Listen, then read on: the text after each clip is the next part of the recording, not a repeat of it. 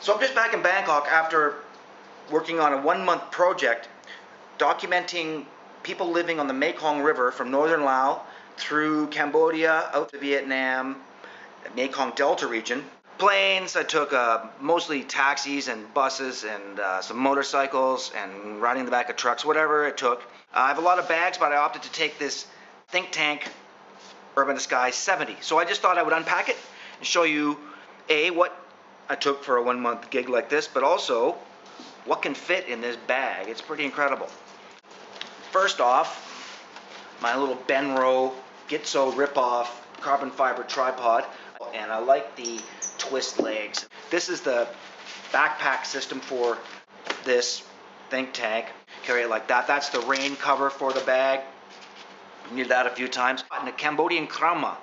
Real photojournalists wear it around their neck all the time. I'm not licensed to wear it like that, so I just use it when it's cold. Or it's a towel, it's a lens wrap, a camera wrap, a curtain, a sarong, a hat, a blanket. GoPro. Always fun to have a GoPro. I don't use it much. I try to keep it simple on the camera side. My favorite lens would be my 35-1.4. These are Canon 5D Mark IIs. The 35-1.4 is great for environmental portraits and nice blurred backgrounds. That's my main lens. My other main lens is the 135 f2, also on another 5D Mark II. For wide, I opted for the 1740. I use it kind of with the tripod quite a bit to do long exposures or whatever. When I grow up, I'm going to buy the 16-35.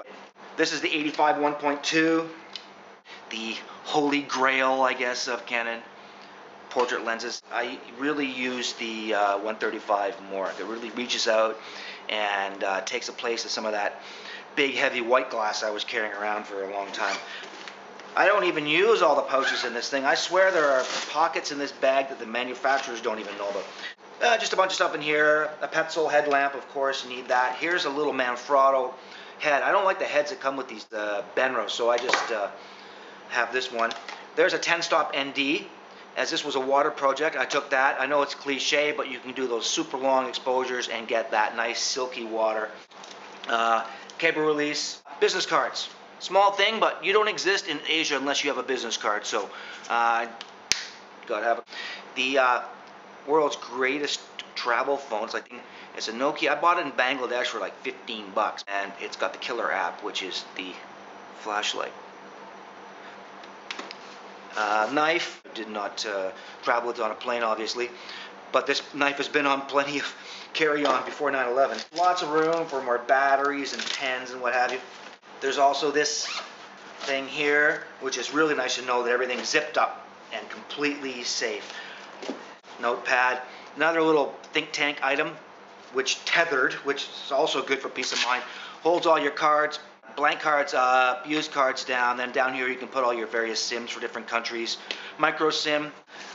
Passports in here. Local currency all goes in these things too. Look at, they got Lao, Cambodian. There's some Vietnam areas. Uncle Ho. In the back, there's more. I don't use this pocket here. There's another pocket here. So this is a great pocket, though. I have my 25-year-old out-of-date Indochina map, but it's good for borders and water and everything. It's still all correct. I always try and take a little Lastolite. I think it's the smallest one. Reflectors, you can just hold it with one hand. I mean, you can have somebody to help. We always like that, but I can do it myself. I like to use this soft side. And in here also I keep a gray card, which is falling apart. But a gray card is a very handy thing. It saves you a lot of time later after the fact on your editing. I have my beloved Garmin 60CX. Mostly I use it for kayak trips. For field interviews, I have a Zoom H4n. Excellent. For editing on the road, I have a pimped out 11-inch Air. I have my Lao dictionary, Pawa, Wow Lao Bodai. I mean, I don't even use these side pockets. I could easily have a flash and off-camera stuff. Here's another important item. In 2006, I was shooting a project on boxing in Cambodia, and this guy ripped off my 24mm lens in a very skillful manner. And so I was telling this famous monk in Battambang a few days later about my predicament. He was 100 years old, about 6 feet tall, incredible guy. He made me this little prayer cloth and said, put this in your bag and you'll never have another problem. And so I'm not a superstitious type, but it's been in my bag for 7 years and I've never had another problem. I wouldn't shoot out of that, obviously. I just transport with that. Then when I get to my location, I decant as necessary for the day into this other think tank, Retrospective 10, freakishly useful and well made and well thought out. And that's how I roll for kind of a regional project like this. So here are a few pics from the gig. Thanks.